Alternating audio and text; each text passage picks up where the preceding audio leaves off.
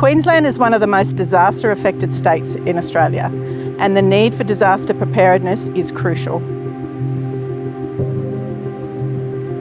Having lived in Queensland all my life, I've seen firsthand the effects of natural disasters, especially in recent years. During the Christmas Day storms, a lot of power was lost in the community. And fortunately, where we are at Maddox Road with our community centre, we didn't lose power. So we quickly opened up our community centre so people could access power, they could access the air conditioning because it was very, very hot. They could talk to somebody because sometimes that's a very traumatic event.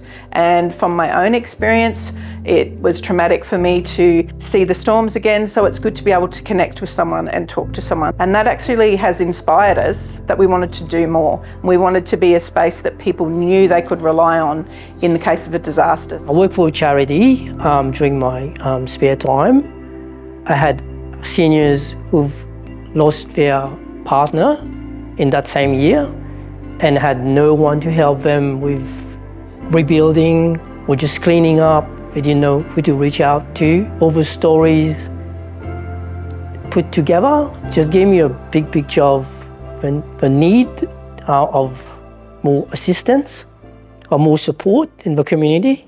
So CRT, the Community Resilience Team, so what we're trying to achieve is to empower, educate, and create more awareness among the community.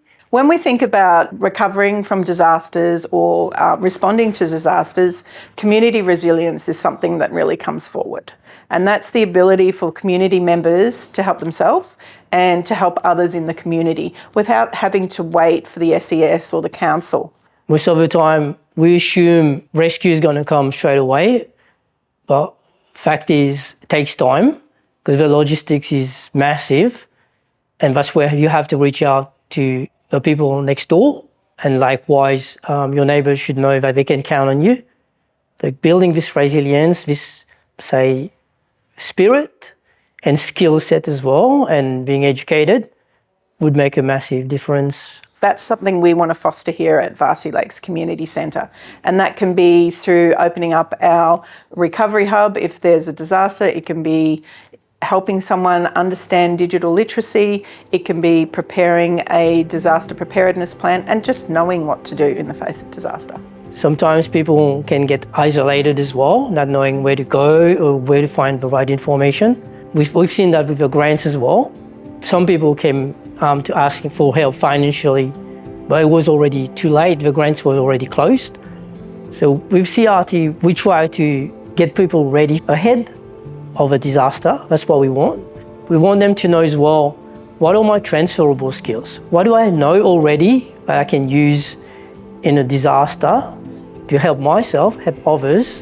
When I think about our community resilience program, I think about community coming together and supporting each other and feeling like they have a place that they belong. And that's really what we want to foster here at Varsity Lakes Community Centre. Everybody belongs here and everybody is welcome. So we don't need any specific qualifications. Anyone can be a volunteer.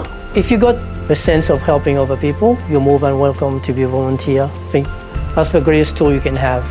If you can make a cup of tea, if you can give someone a bottle of water, if you can point to where the power points are, then you are who we want. If you're really interested in being part of our community resilience team, you can contact us via phone, you can contact us via email, and you can register your interest on our website.